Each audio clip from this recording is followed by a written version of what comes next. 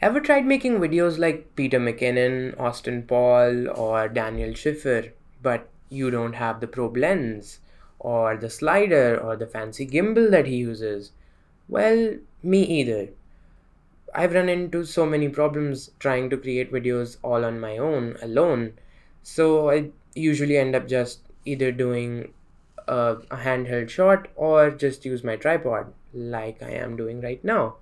So I've learned a quick and easy fix to that issue wherein you don't even have to spend any money.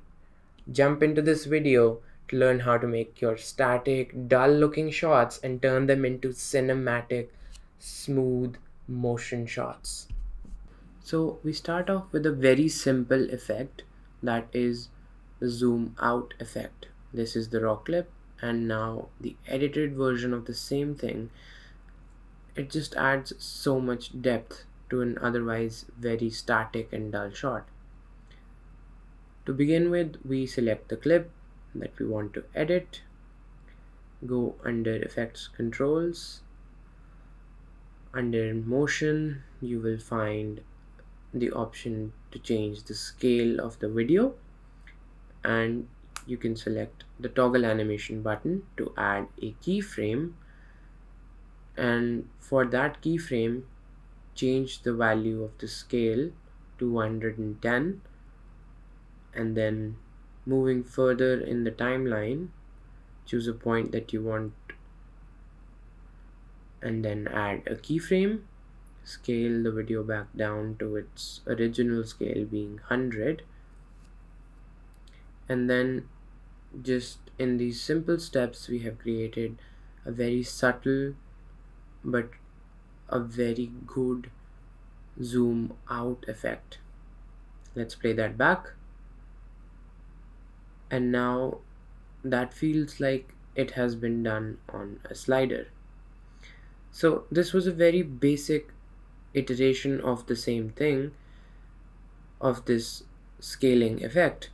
You can use this in many ways. You can change the position of the keyframes or change the amount of scale, or you can just flip these keyframes to add a zoom in effect. Moving on, we're going to add rotation to this clip. Now the drill is the same. You select the clip from the timeline, go into Effect Controls, and then firstly we scale the video up to 105. So this time we don't use the toggle animation because we want it to be statically set to 105. You will know the reason for the same when we change the rotation. Now for rotation we need to use the toggle animation button, change the rotation value to 2 degrees at the first keyframe, move further in the timeline, add another keyframe right around the end, and then change the value back down to 0. This is a very small change of 2 degrees, and that's why we have chosen to scale it to 105. And if you do not scale the video, you're going to get black lines and your video is going to cut out. As you can see, if you scale it to 100, you can see those black lines at the bottom of the video even in just a small 2-degree shift. So make sure to scale up your video if you add rotation. And now moving on to the third clip, and this is the raw file and this is the edited version. So we're going to combine two different techniques in this. We're going to use scale as well as position.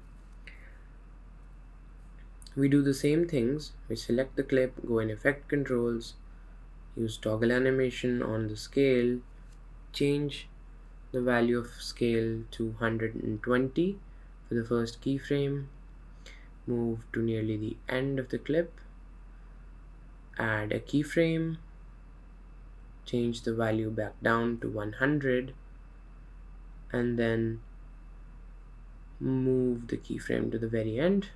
So now we also want to change the position in this case.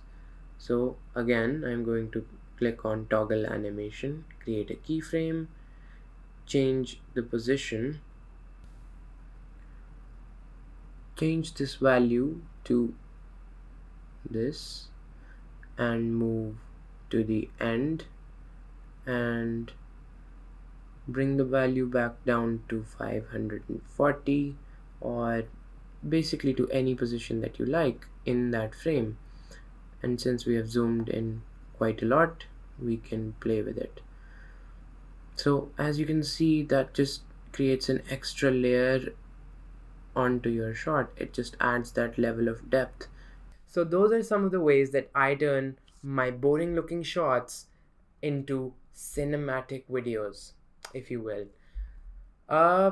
Do let me know which one was your favorite out of these, and yeah, show some love, support. Thank you so much for watching. I'll see you in the next one. Bye.